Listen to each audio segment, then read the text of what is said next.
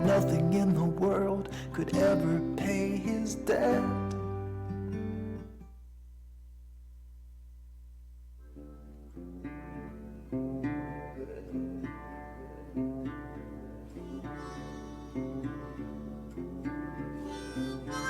Morada Noticias, una herramienta ciudadana para hablarle al poder y mapear el placer.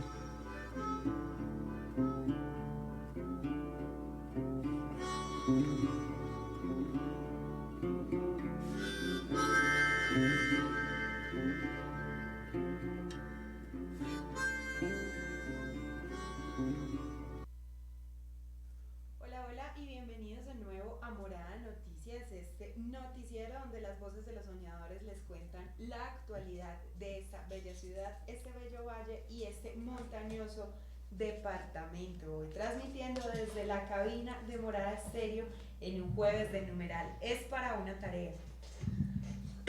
Hablaremos de esta maravillosa semana de receso mientras los apestados seguimos con el ejercicio periodístico. Y los editores de Ciudad nos acompañan en cabina. Recuerden que este noticiero es la suma de muchas energías creadoras, una alianza editorial entre el colectivo Morada, Casa de las Estrategias Latina Estéreo y Universo Centro, con la reportería de editores de Ciudad desde la Casa Morada.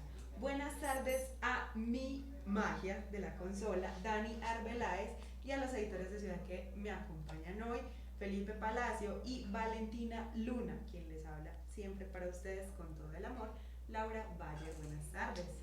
Buenas tardes a todos los que se conectan a esta hora 1290 AM, La Voz de las Estrellas, a nuestra página web www.morada.co/radio y a nuestro Facebook Live en la fanpage de Morada Colectivo. Recuerden que estamos ahí muy pendientes de nuestro número de WhatsApp 350-666-8436. Nos pueden enviar preguntas, todavía están a tiempo de enviarnos el audio de numeral Es para una tarea que hacer en esta semana de receso, de vacaciones. Y bueno, bienvenidos a Morada Noticias. Hola Valen, hola Felipe. Hola, bienvenidos, buenas tardes a todas las nenas, a Felipe y a todos los oyentes. Hola a todos, hola Laura, hola Daniela y hola Valentina. Valentina, me tengo que acostumbrar. Valentina está por acá nueva, parchando, lleva un día en este noticiero, pero esperamos que su dulce voz los encante mucho porque queremos que se quede mucho tiempo con nosotros y Felipe pues ya había estado por aquí de manera habitual. Cada semana lo vemos, al menos en una emisión, y eso me alegra mucho. Felipe, ¿cómo estás? Bien, Laura. Qué rico que estás acá con nosotros para contar qué ha pasado. Vamos entonces a las noticias.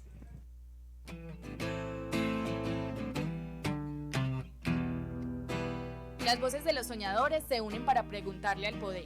Acá empieza tu noticiero, una herramienta ciudadana.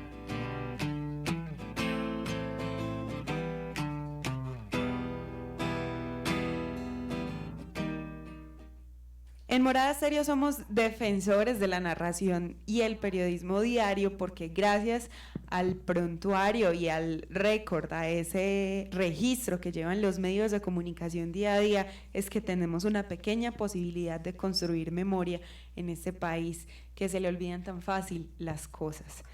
Como siempre tenemos nuestra habitual sesión de no copio diaria, todos los días. Queremos decir quiénes son los seres amados que nos hacen falta y que nos arrebató la violencia homicida. Queremos ponerle un rostro a esa noticia judicial. Además de eso, les contaremos que hay varios municipios en riesgo y varios puestos de votación de acá de Medellín en riesgo electoral, es decir, están prestos al fraude, a los tarjetones mal marcados, a los tarjetones sin marcar, a la transhumancia de votos, en fin, otros sucesos electorales que pueden hacer que esas elecciones del 27 de octubre salgan mal para algunos candidatos y algunas poblaciones. Por eso la misión de observación electoral nos invita a ponerle el ojo a varios puestos de votación en Medellín. Hoy también era el día convocado de la Gran Marcha Estudiantil Nacional, con la que 5 universidades de Medellín se unen. Recorrerán desde Robledo hasta el Parque de las Luces y está sucediendo en este momento. Además de eso, también hubo un plantón esta mañana para solicitar que la ley de víctimas, que está a punto de terminarse en cuanto a tiempo, pues continúe y se pueda tener una nueva esperanza para el proceso de restitución de tierras, porque avanzó en un porcentaje muy bajo, alrededor del 5%. Además de eso, Felipe y yo pues queremos abrir la discusión con ustedes y darles ese panorama general de lo que resultó de la audiencia de la Jurisdicción Especial para la Paz para esclarecer los casos de desaparición en los municipios de zona de influencia del proyecto hidroeléctrico de Ituango. Como hoy es jueves, seguimos con nuestro numeral Es para una tarea, hablando un poco de la semana de receso. Un saludo para todos los editores y la red de colegios que nos escucha en esta pausita, este jueves que están de vacaciones. Hablaremos de la semana de receso con los parches y las sensaciones que tienen los editores de Ciudad y algunos de nuestros oyentes en esta semana de octubre en la que paran los colegios de Medellín. Hoy vuelve, como también es jueves, Catabús en Instagram, @Catabús en Instagram, con su columna Geek.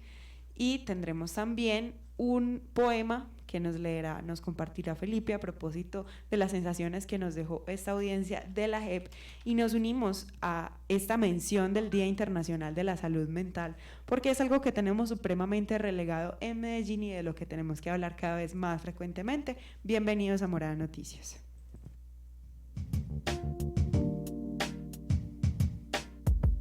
Un minuto de vida, porque nada justifica el homicidio. A esta ciudad lo que le hace falta es un minuto de vida, algún día, cada hora, con sus 60 minutos.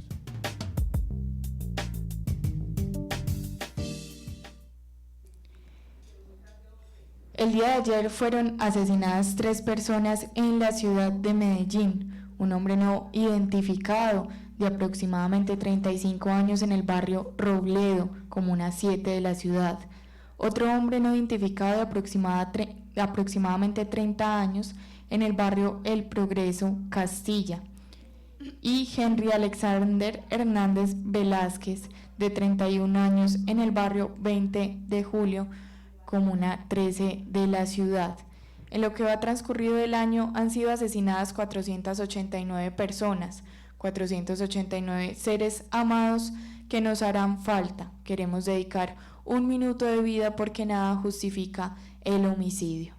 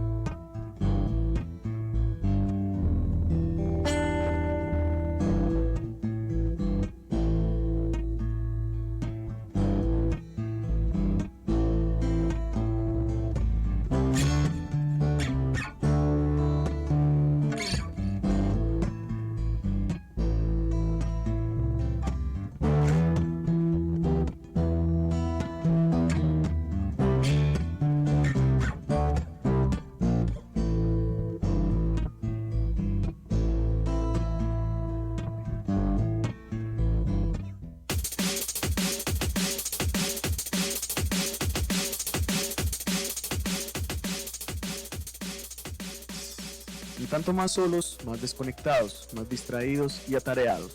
Jornadas laborales de explotación, vidas perdidas en el miedo, en la congestión vial. El Estado no nos deja enamorar.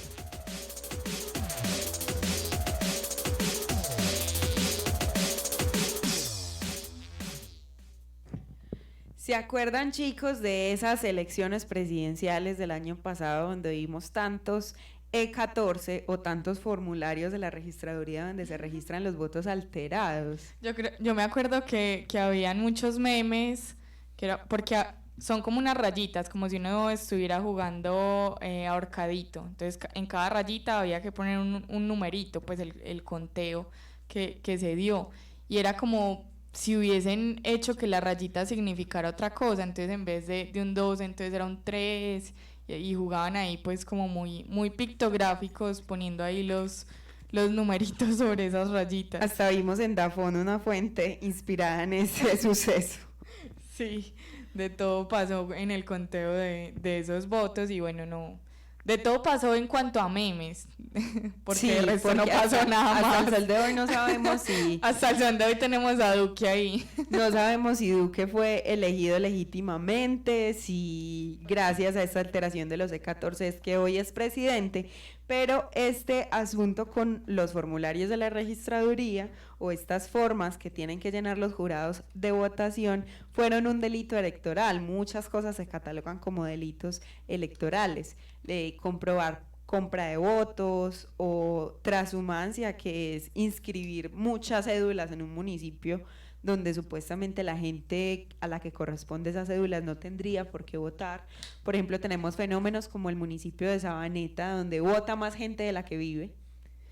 Y entre muchas otras cosas, por ejemplo, tarjetones mal marcados, que los muertos voten, etcétera.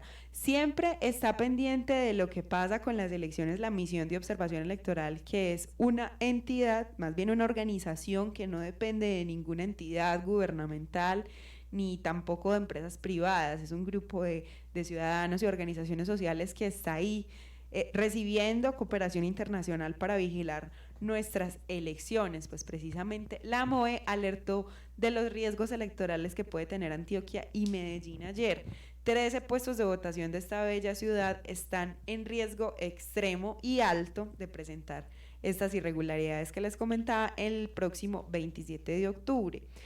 Presentando un mapa de riesgos indicando cuáles sectores de la ciudad hay que ponerle más atención, nos deja la MOE que el Popular, que hay puestos de votación en el Popular, en Poblado y en Belén, que tienen este riesgo alto de tener delitos electorales, y un puesto de votación inusual, el de la cárcel del Pedregal.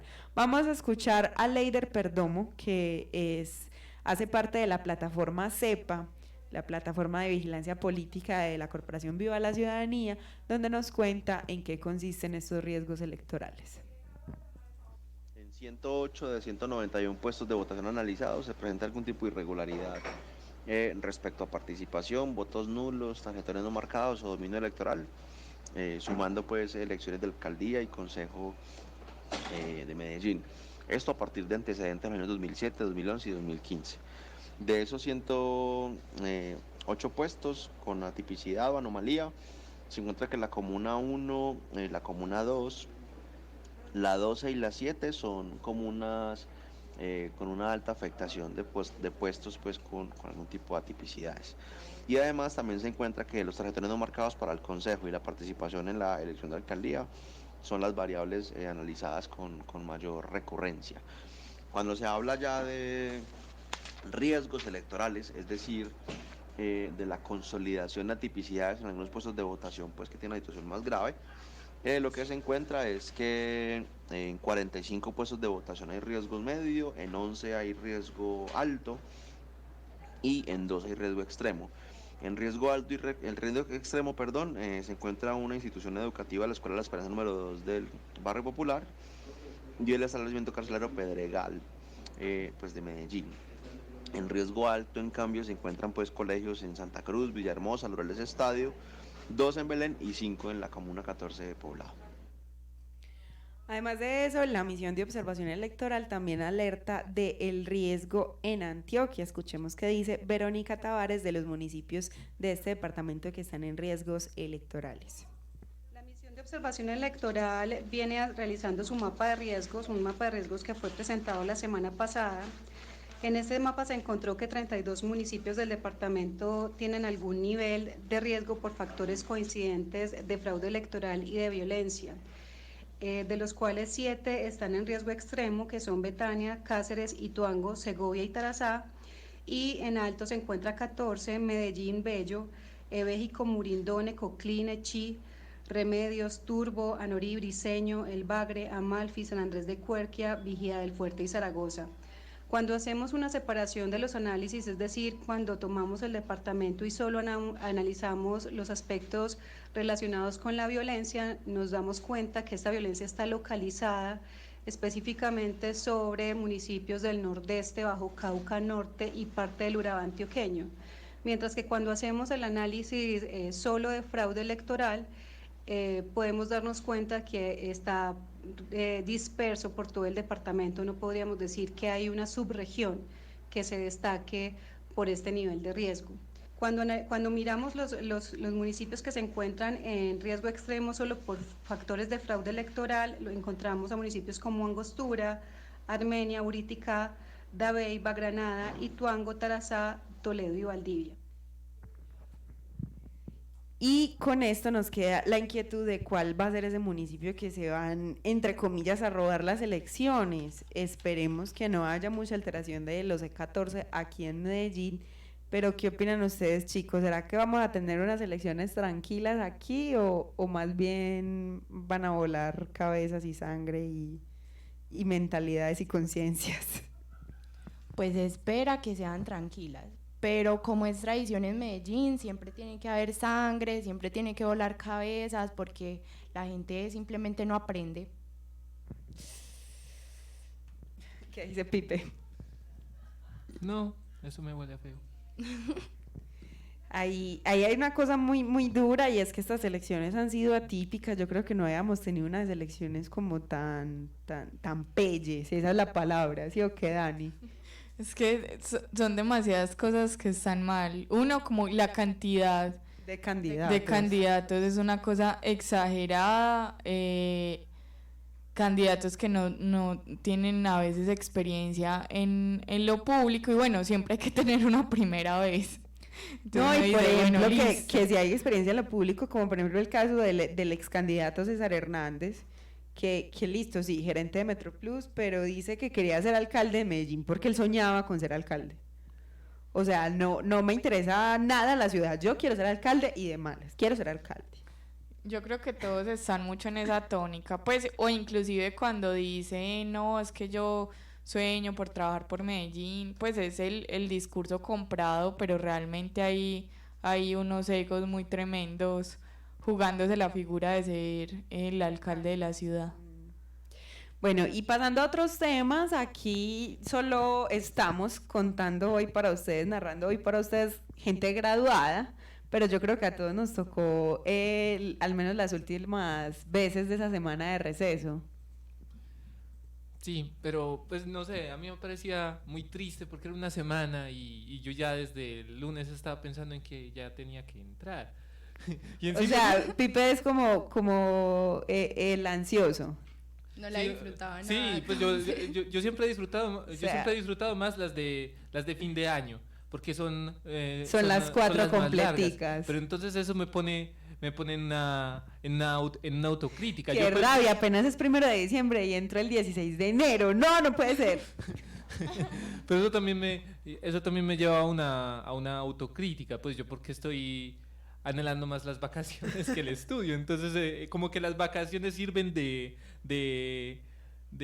¿qué? Liberación de la conciencia.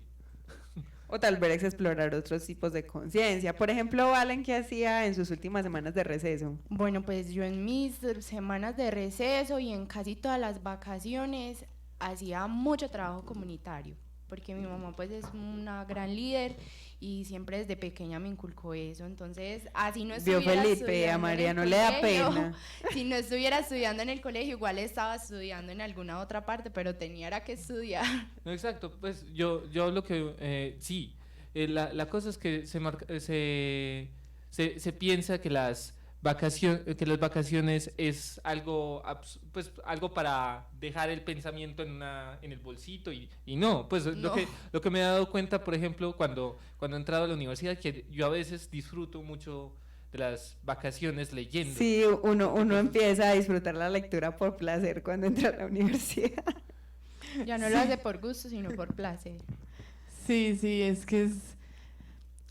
Yo creo que lo más tremendo de las vacaciones es que las vacaciones se empiezan a acomodar pues comercialmente también.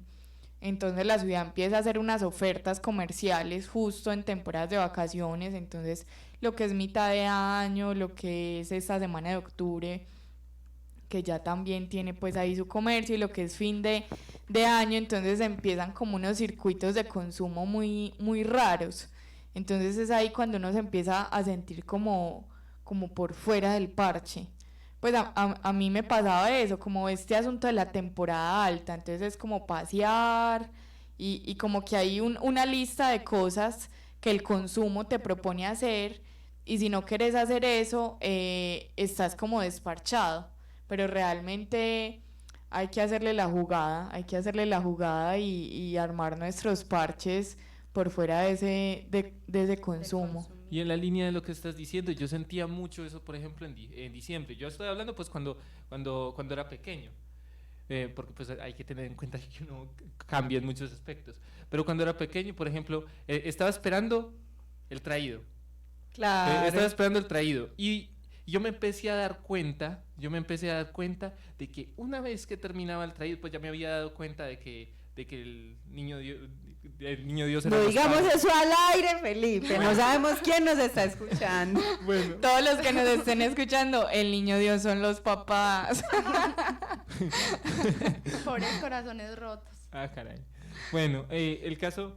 No sé, deberíamos como inventarnos un mito acá desde Morada Noticias. Como Pero que saben a mí que me una gustó. figura que sea más creativa que Voy a hacer esa un que trae el paréntesis, traído. Pipe, de eso que estás contando. Me gustó mucho que mis papás hicieron que, pues me contaron desde el principio que el niño Dios no traía regalos, sino que eran ellos, pero siempre me lo dejaban de sorpresa. O sea, yo sabía que era ellos, pero igual era un regalo sorpresa. Eso me pareció bacano. Y vean en lo que hemos entrado de consumismo, que es 10 de octubre, y ya entramos en ese vórtice de temas dicembrinos. Exacto. Y lo que yo te venía Numeral, diciendo... dejen vivir a noviembre. Y lo que yo intentaba decir es que una vez llegaba el 25, ya empezaban a pensar en la temporada Los escolar. uniformes, claro. Entonces, pues, como que no había hay historia tiempo de más detenerse. triste que ese compañero con el que uno se encontraba a principio de año en el colegio y le decía a uno como, mi traído fueron los útiles. Ya esas son historias muy Pero es que extremas. ¿por qué tiene que ser triste, por ejemplo, los útiles? Eso es lo que yo me planteaba ahorita como pregunta. ¿Por qué uno tiene que sufrir porque se van a terminar las vacaciones? Claro, y porque va a entrar de nuevo a estudiar. Es una cosa que hay que analizar con lupa, ese bello sistema educativo, pero mientras tanto, abramos la conversación con los oyentes de qué opinan de este numeral. Es para una tarea, ¿qué hacer en esta semana de receso? Durante la semana de vacaciones, primeramente, he estado descansando. Me he dado mucho tiempo personal para poder analizar mis emociones y poder no sobrellevarlas, sino ser conscientes de qué tipo de cosas me molestan o me ponen mal, por decirlo así, porque es algo muy regular en mí y me impide poder llevar un proceso normal en mi día a día. He estado también realizando un libreto para un documental sobre hip hop que quiero llevar a cabo. He estado escribiendo un poco. He estado viendo Naruto. Qué chimba Naruto, me encanta Naruto. Y he adelantado uno que otro trabajo, pues ya este año me graduó y la presión, o sea, no quiero que me consuma la presión de que me voy a graduar y solo falta un mes, etcétera. Entonces esas vacaciones las he tomado para mí y descansar y disfrutar y ver Naruto.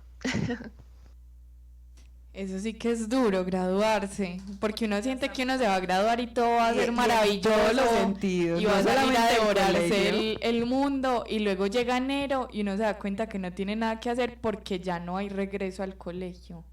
Y uno fue, pucha, ¿ahora qué? Pues y sobre todo si está ese asunto de no haber pasado a la universidad. Es una cosa tremenda el desparche, cómo afrontar el desparche en la ciudad de Medellín. Y yo creo que ese tema del desparche tiene que ver mucho con algunos temas de salud mental en la ciudad, y es que es una ciudad que a veces no invita, entonces es como si no estás consumiendo, no encajas, y si no encajas pues vienen un montón de cosas, una soledad que no se hace soportable, una depresión, una tristeza, una falta de amigos, una falta de parche, pero hay que ir ahí como, bueno, entendiendo un montón de cosas y un montón de matices que tiene los problemas de salud mental, pero también cómo hacemos una ciudad más amable para parchar, para relacionarnos con otros, para encontrarnos, para amarnos y para desenamorarnos también. Cómo desenamorarse en la ciudad a veces se hace tan tremendo. Y desaprender. A mí me gusta mucho que Editores de Ciudad exista, que estén, por ejemplo, acá parchados, Felipe y Valen con nosotros, y que, por ejemplo, unas de las respuestas a esta pregunta de qué hacer en la semana de receso, pues sean, la semana de vacaciones es para entrar desde el lunes a Medellín hackeada, a Editores de Ciudad, y venir a Editores de Ciudad a conocer nuevas personas, y cada día haciendo amistades, que me dice, por ejemplo, esa es la respuesta del editor de Ciudad, Simón, y Verónica, me encantan las respuestas de Verónica, porque ella dice que iba a hacer paseo y diversión, conocer un nuevo lugar en sus vacaciones, tal vez hacer amigos, pero dice, como todo en mi vida dio un giro, se convirtió en correr a organizar casa, visitar el veterinario, no hago nada más que ser una ama de casa y cada vez admiro más a las amas de casa, son mujeres muy valientes, enfrentarse a una casa sola es cosa de locos, en estas vacaciones aprendí el verdadero valor de la palabra orden. ¿Quién no vivió eso de estar acostado en la cama y que la mamá lo levantara? Usted no está haciendo nada, está en vacaciones. Sí. Venga, por favor, ayúdenme a arreglar la casa. No, yo creo que ordenar la casa es una manera de meditar, eso funciona mucho, sacar cosas, regalar cosas. Abrir espacio para que el universo los llene con cosas nuevas. Como la canción de Mercedes Sosa. Bueno, no es de Mercedes Sosa. La canción de las simples cosas. Sí. Sí, es de Mercedes Sosa. La que dice, por eso muchacho no partas ahora, no buscando el regreso. Ah, sí, esa es, sí. Pues el amor es simple y a las cosas simples las devora el tiempo. Más audios de los oyentes. Pues reencontrarnos con mis amigos, pues aprovechando el tiempo libre que tenemos en esta semana y disfrutarlo al máximo. Bueno, en esta semana de receso yo propondría hacer un taller audiovisual con la comunidad y luego terminar con una fiesta audiovisual así bien chévere, a perrear cinematografía y a ver cortos y a ver los trabajos que hacen, pues que se hacen en el taller y compartir y bailar. ¿Qué hacer en esta semana o receso de vacaciones? Yo pienso que lo más divertido, productivo, lo más encantador puedes ir a conocer los pueblos con tu familia, al bien llamado pueblear. Creo que son lugares que los tenemos tan cerca, pero que a la vez los proyectamos tan lejos y en realidad no nos damos cuenta de que tenemos una cultura y unas raíces muy, muy chéveres y muy bacanas que tenemos que conocer. Y nada, yo recomendaría eso. Bueno, el audio de la chica de Bogotá es porque le damos un saludo y un abrazo fuerte a York, que está por allá en el festival Ojo al Sancocho, que es un parche audiovisual que así tenemos aquí oyentes que nos están escuchando desde la capital, pues sería muy bueno que cayeran. Un colectivo que conocimos en el proceso de Enclaves Juveniles de Confiar y que está parcheando precisamente con creaciones audiovisuales en esta semana de receso. Mientras los estudiantes de colegio están descansando, los estudiantes universitarios se están movilizando, ¿valen? Pues sí, hoy tenemos una muy importante marcha donde se unen 5 universidades, tanto públicas y privadas, pues a marchar, a andar las calles de Medellín para hacer defender sus derechos. Esta iniciaba pues a las 10 de la mañana, salían desde Robledo, donde salían todos los estudiantes de la Universidad ITM para encontrarse en punto cero con los estudiantes de la Universidad Nacional. Y luego recogerían a los estudiantes de la Universidad de Medellín, la San Buenaventura y la UNAP, donde todos estos marcharán por las calles del centro de Medellín, dirigiéndose al Parque de las Luces, donde harán allí una manifestación. A ver, estos estudiantes hoy marchan para reclamar principalmente el cumplimiento de los acuerdos que se hicieron pues hace un año y que hasta ahora no se han cumplido como la mayoría de cosas. Bueno, también porque ellos piensan que la fuerza pública o el SMAT pues casi siempre los agreden y esa no es la intención de ellos ni de ninguno de los colombianos que salga a marchar. Nosotros salimos para hacernos escuchar y pues la fuerza viene es de parte de otras personas y pues si a mí me atacan y yo veo que es un ataque muy grave, pues el cerebro me dice que debo defenderme. Entonces nada, esta marcha se está llevando a cabo en estos momentos, donde toda esta gente está yendo a pelear por sus derechos, para que los escuchen, para que la educación pueda ser algo fundamental, que debería de ser así. No debemos dejar de alzar nuestra voz para precisamente protestar por esas causas que son injustas.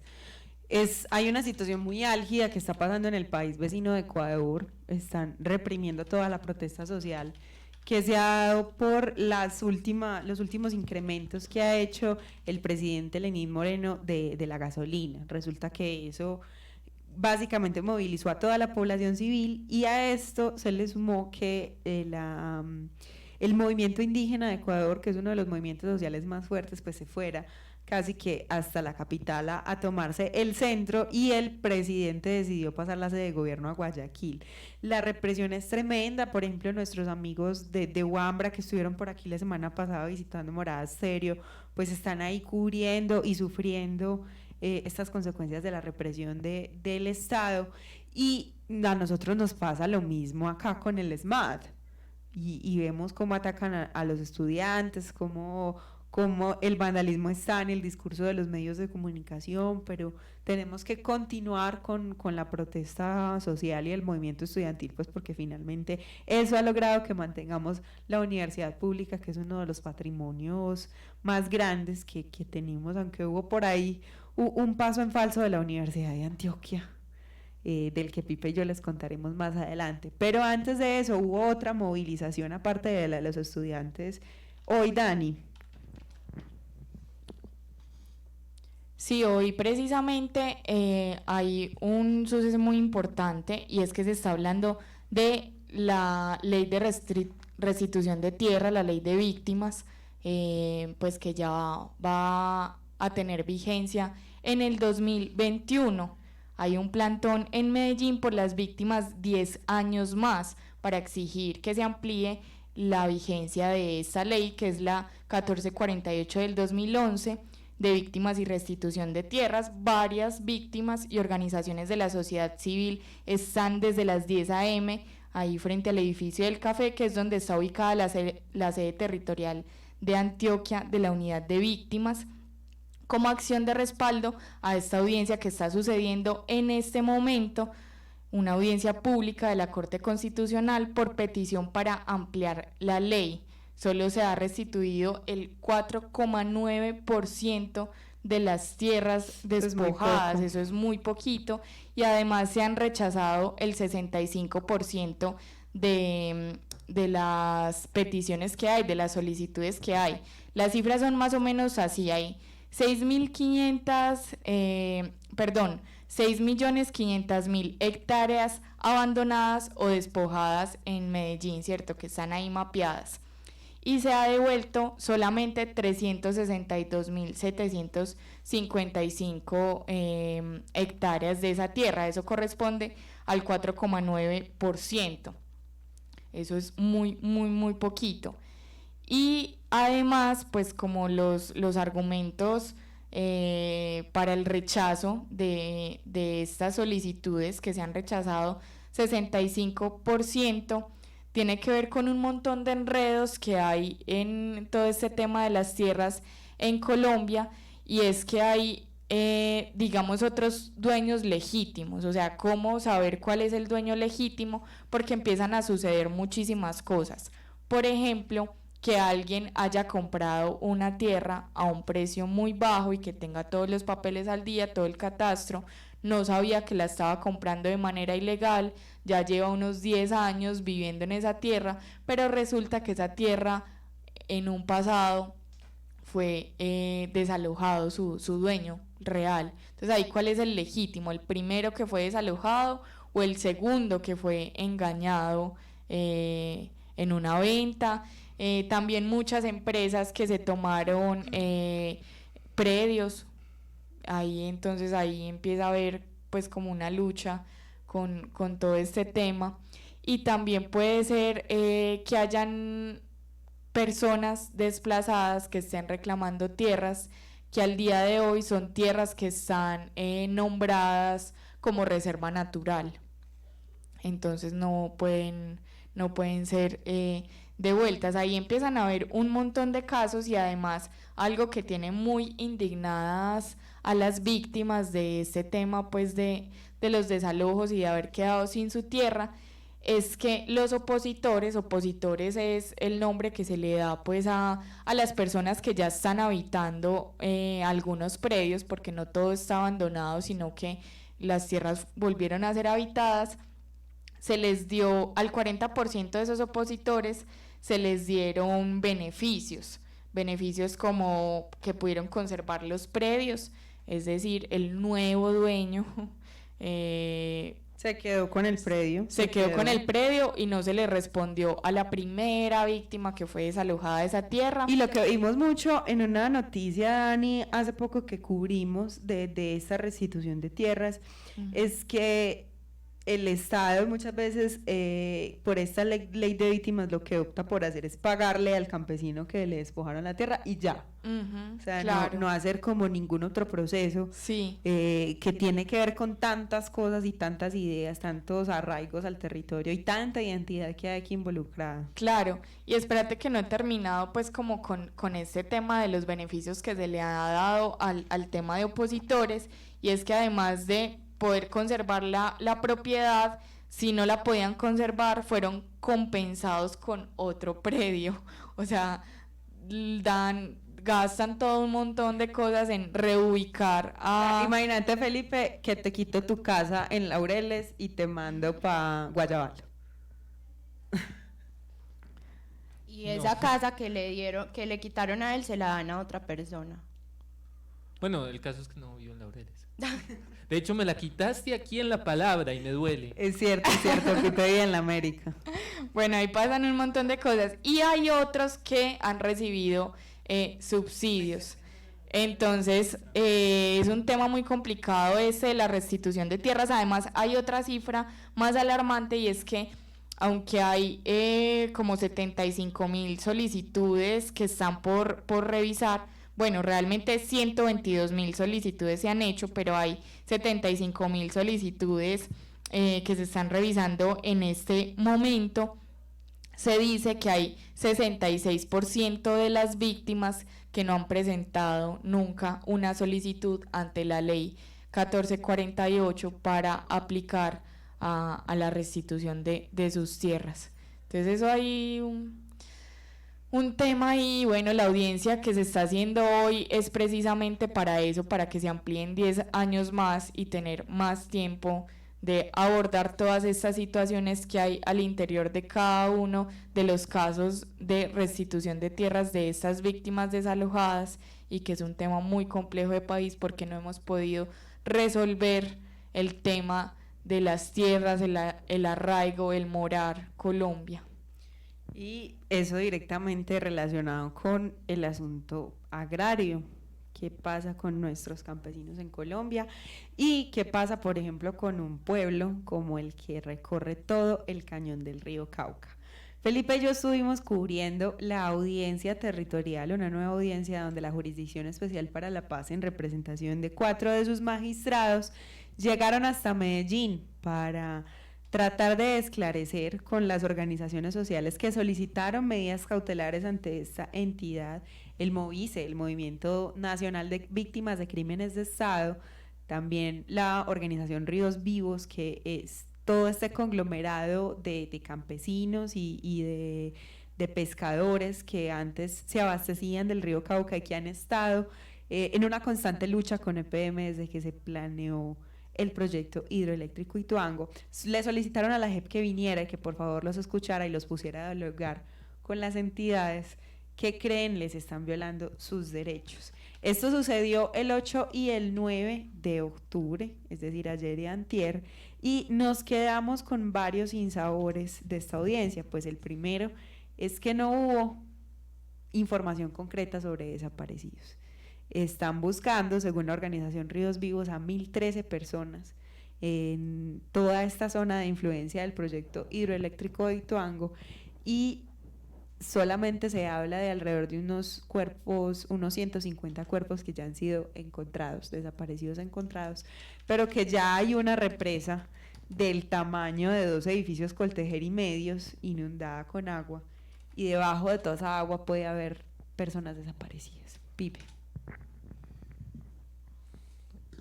Uy, ya. Cuando me siento llamado a hablar de esto, pues primero la audiencia me pareció muy llena de alma, pero pues tenía mucho espíritu, mucha voluntad, a mi parecer, pero hay otros sinsabores como los que mencionas, que es que por ejemplo, que la gobernación no dé datos precisos y se salga por la tangente.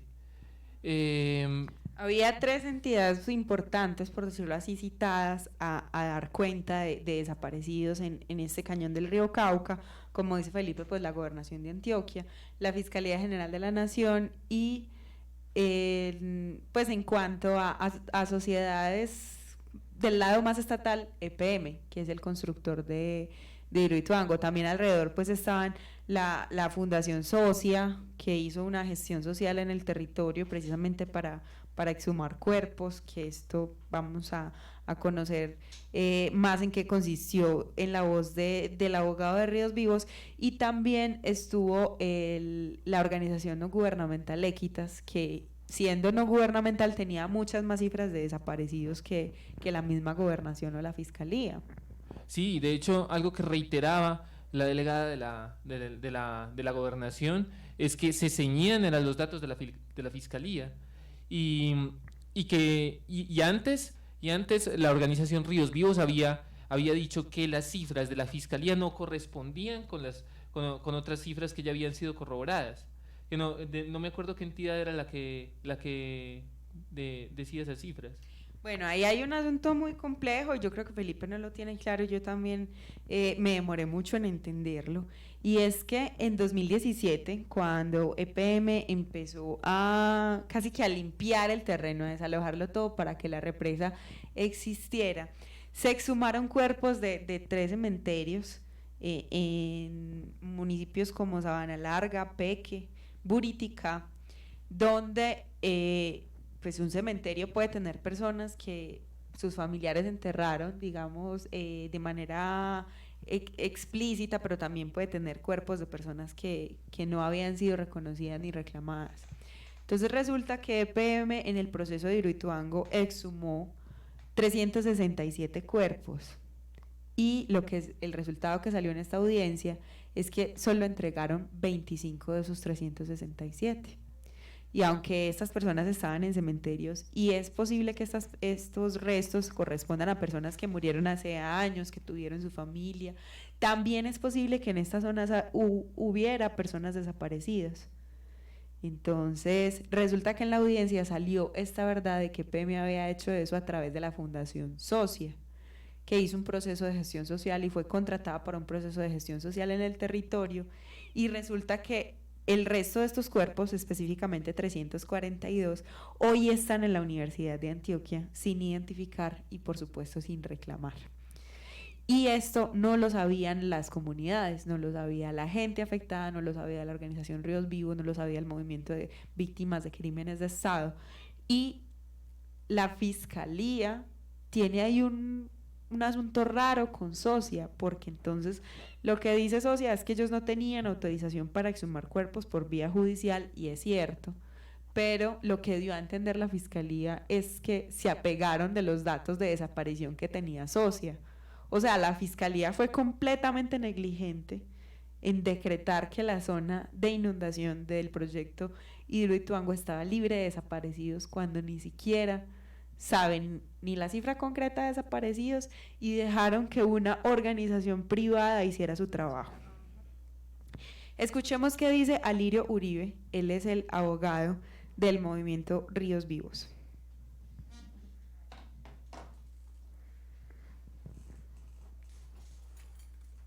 Es terrible y es triste ver cómo la empresa, en el afán de llenar la presa de alguna manera incurrió en malos manejos. EPM se relacionó con la Fiscalía a través de una empresa adscrita a la empresa que es socia, y de alguna manera se privatizó una labor de búsqueda forense que debía hacer la Fiscalía. Y la Fiscalía, de manera sin escrúpulos, no tuvo ningún problema casi que en certificar que en esa zona ya no habían enterramientos o no había personas desaparecidas, e involucró también a la Universidad de Antioquia. La Universidad de Antioquia ya nos dio cifras, dijo, sacamos 365 cuerpos, entregamos 25 y tienen 340 en la universidad sin identificar. Si hubiera sido un proceso de traslado administrativo donde los familiares sacan sus seres queridos y los llevan a otro cementerio, pues se hubieran entregado todos los cuerpos y no solo 25 y 340 no entregados. Ahí pueden haber muchas personas dadas por desaparecidas. Entonces, no sabemos qué ocurrió con los otros cementerios porque todavía la Universidad de Antioquia no ha entregado la información de los 3 cementerios. Pero si los 3 cementerios tenían la misma población en términos de restos, podemos estar hablando de más de 1000 cuerpos. No entendemos cómo la Universidad de Antioquia pues tiene estos cuerpos, cómo fue paga de alguna manera en convenios con EPM para hacer ese sacado rápido. Pareciera que Socia se fue allá con pica y pala a hacer prospecciones ilegales para luego pasarle la información a la Fiscalía se prestó para de manera acelerada sacar esos cuerpos, y obviamente hoy pueden haber segundas desapariciones a partir de eso.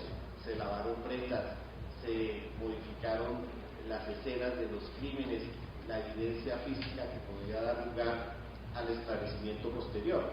Entonces, creo que la audiencia deja claro eso, deja claro que hay desaparecidos, deja claro que el proyecto no tuvo debida diligencia en eso, deja claro que la empresa, para tratar de ponerse a paz y salvo, hizo esa búsqueda acelerada, no técnica, y deja claro que la Fiscalía en Antioquia, por lo menos la Fiscalía de Antioquia, el grupo que tenía la función de buscar los restos, actuó en una actitud cómplice con la empresa para que se hiciera el llenado a sabiendas de que no se habían recuperado todos los restos en esta zona.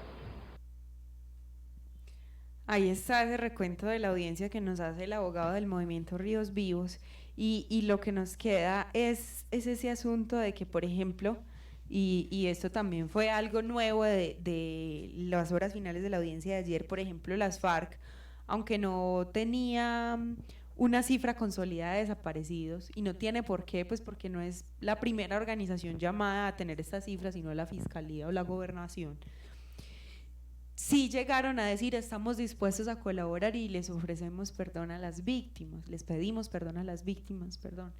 Y que llegue la Fiscalía o que llegue la Gobernación a contestar con evasivas, ¿qué te dice eso a vos, Pipe?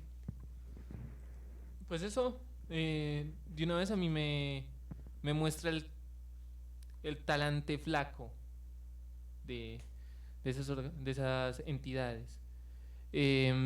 No me parece que digan que no las tienen por el momento si era una audiencia. Es como Claro, cuando, que además se las había notificado con bastantes meses de anticipación.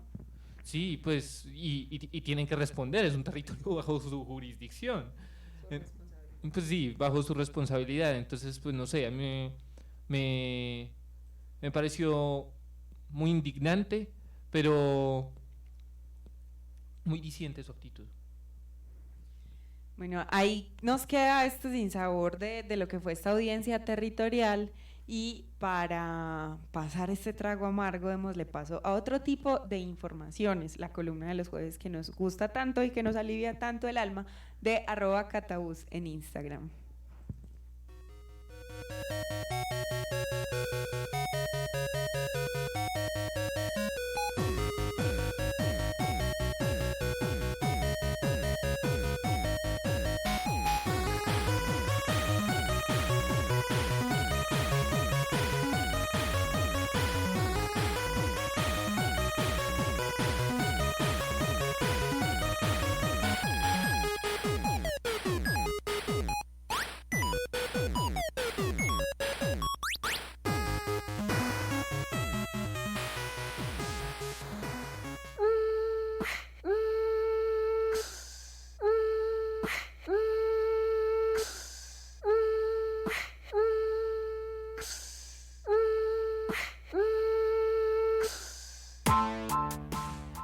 Hola, hola. Uberworks permitirá que trabajadores de limpieza, bares y almacenes comparen tarifas salariales y se inscriban en turnos de trabajo temporales.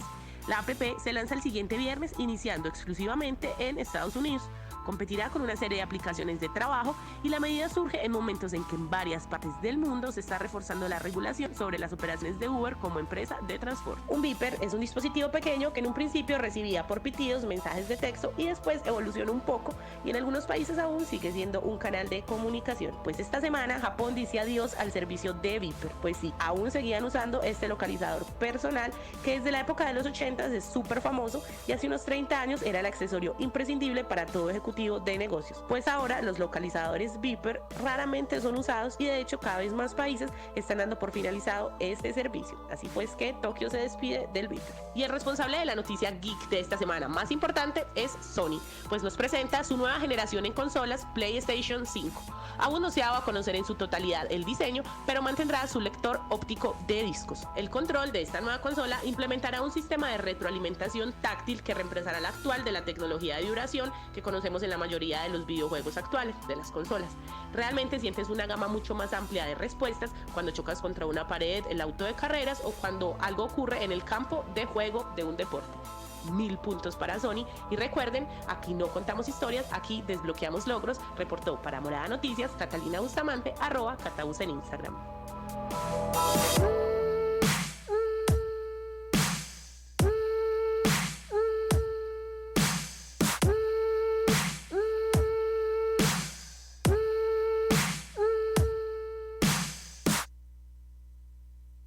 Conversación de arte, ciudad y amar.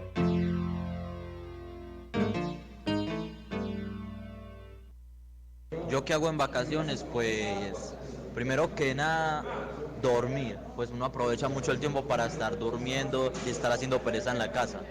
También come mucho, cuando le da la oportunidad, si no se ha visto con algún amigo, pues uno aprovecha y planea cosas con ellos. Si usted puede salir con sus amigos, sale a pasear, sale a leer. Yo, por ejemplo, leo mucho, aprovecho algunas veces cuando tengo tiempo para prestar un libro en la biblioteca y ponerme a leer.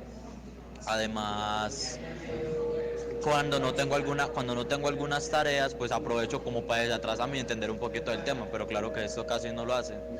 Uno, me gusta mucho escuchar la música, buscar un lugar donde uno pueda estar solo, tranquilo y relajarse ahí un ratico a escuchar música.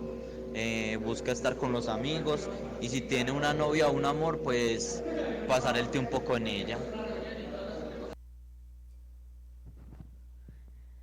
Yo creo que quedamos un poquito conmocionados con este asunto de conversar de esta audiencia de la JEP y estábamos acá por fuera de micrófonos todavía pensando cómo fue posible que Hidroituango hoy sea una gran presa de esta magnitud y que nadie se hubiera preguntado, nadie parece que se hubiera preguntado por los desaparecidos de la zona, si siempre se ha sabido que ahí hay personas enterradas.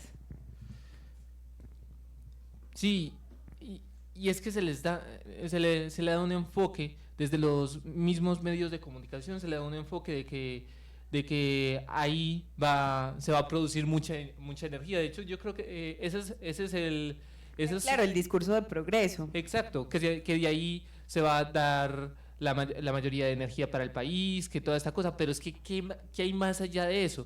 O lo que ahorita estábamos comentando, y es que... Espérate, se me olvidó qué era. Bueno, hablábamos mucho de aquello que no se nombra y que tiene de que los ver... estudios. Sí, que antes de hacer el proyecto, y eso lo mencionaron en la audiencia, que era que se hicieron los estudios y ahí, en todos esos estudios ambientales, estaba en qué condiciones estaba la zona, con lo de los desaparecidos y todas las cosas que había que hacer. Entonces uno se pregunta, si estaban los estudios, si ellos sabían de los estudios, ¿por qué fueron negligentes? Yo creo que esa pregunta ya nos enlazaría a otro tema, pero pues dejo eso ahí. Dejamos eso abierto también para contarle a los oyentes que Hidroituango pues no solamente es un proyecto de PM, sino que la Gobernación de Antioquia es uno de sus socios mayoritarios y tenemos un Estado que se comporta como empresa o se comporta como Estado. la paradoja que nos deja este suceso de la audiencia. Pero entonces Pipe trae hoy para leernos un poema relacionado con el asunto de los nombres y de qué estamos reconociendo y qué vimos que se reconoció o no se reconoció en esa jornada en el Palacio de Justicia. Bueno, más que relacionado no es, a ver, uno cuando se enfrenta a una lectura, y por eso es que es enriquecedor la lectura, uno se enfrenta a ella con las vivencias que uno está teniendo. Entonces ahí hay un diálogo permanente y uno siempre vive lo mismo. Es por eso que a veces es tan precario el mundo actual, porque no siente ni piensa lo que está viviendo, entonces no puede dialogar con otras personas o con libros. Y yo, pues, aunque es algo ya, aunque esto no tiene directa relación, cuando lo leo, no evito pensar en esta clase de asuntos. Lo que voy a leer es un pedacito de la Metamorfosis de Ovidio sobre los orígenes del mundo. Y hay cosas que me parecen muy, muy importantes de las que trata aquí. Entonces, sería bueno compartirnos ahí un poco, Pipe. Antes del mar y de las tierras y de lo que... Otra vez. Antes del mar y de las tierras y de lo que todo lo cubre, el cielo, era único el aspecto de la naturaleza en el orbe entero, al que llamaron caos, masa informe y enmarañada, y no otra cosa que una mole estéril, y amontonados en ella los elementos mal avenidos de las cosas no bien ensambladas. Hasta ese momento ningún titán proporcionaba luces al mundo, ni Febe, la diosa de la luna, volvía a disponer nuevos cuernos al cuarto creciente, ni la tierra estaba colgada en el aire que fluía a su alrededor, equilibrada con su propio peso, ni Anfitrite había extendido sus brazos a lo largo de los límites de las tierras. Y así como es cierto que allí había tierra y mar y aire, de igual modo la tierra no era fija, las aguas no navegables, el aire desprovisto de luz. Para nadie permanecía su propia figura y los unos obstaculizaban a los otros, porque en un solo cuerpo la frialdad luchaba con el calor, la humedad con lo seco, las cosas blandas con las duras, las que tenían peso con las que carecían de él. Un Dios y una naturaleza mejor puso término a este conflicto. En efecto, separó el cielo, las tierras, y de las tierras las aguas, y apartó el transparente cielo del espeso aire. Después que diferenció estas cosas y las liberó del oscuro montón, unió en armoniosa paz a unos determinados lugares lo que había sido separado. La fuerza ígnea y sin peso del cóncavo cielo se elevó y dispuso para sí un lugar en la más alta fortaleza. Cercano a él en ligereza y ubicación está el aire. Más densa que estos, la tierra arrastró elementos de gran envergadura y se espesó con su propia gravedad. El agua que fluye en derredor se adueñó de los últimos lugares y mantuvo dentro de sus límites el mundo solidificado. Muchas gracias, Pip, por esa lectura. Y Dani, una última mención antes de terminar este noticiero al Día Internacional de la Salud Mental. Sí, varios colectivos y, bueno, ciudadanos, voluntarios, parches de la ciudad desde el año pasado están comenzando a conversar mucho más en el espacio público sobre este tema, porque es algo que además se mezcla con cosas muy delicadas como la cultura metro, como el metro también se ha vuelto ahí como tan prolijo, tan pulcro, de que la gente no llore o no esté triste sobre las plataformas, porque entonces están en riesgo de que suceda un suicidio y prefieren pues que el suicidio sea por fuera de sus instalaciones, pero no se están preguntando por el más allá y cómo acompañarnos entre ciudadanos y que instituciones también se hagan cargo de no dar la espalda.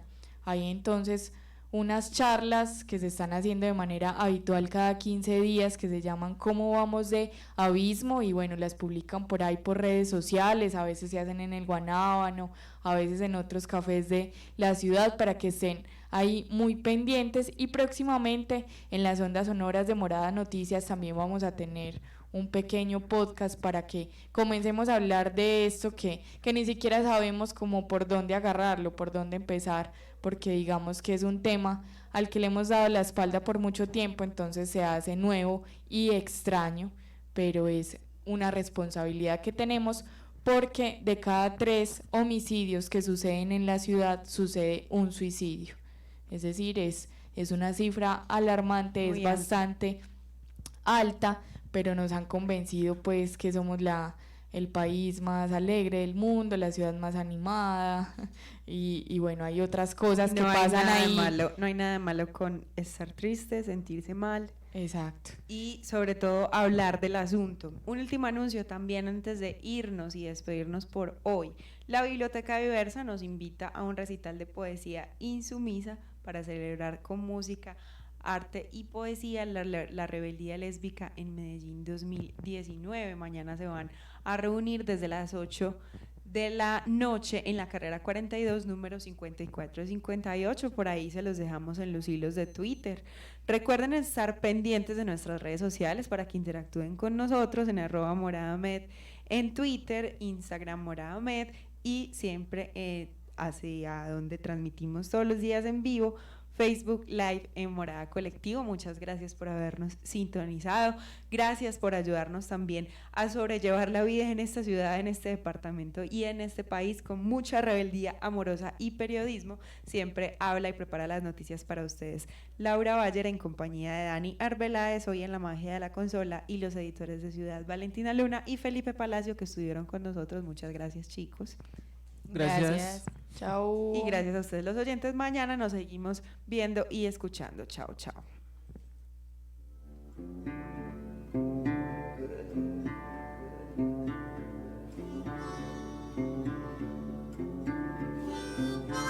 Morada Noticias, una herramienta ciudadana para hablarle al poder y mapear el placer.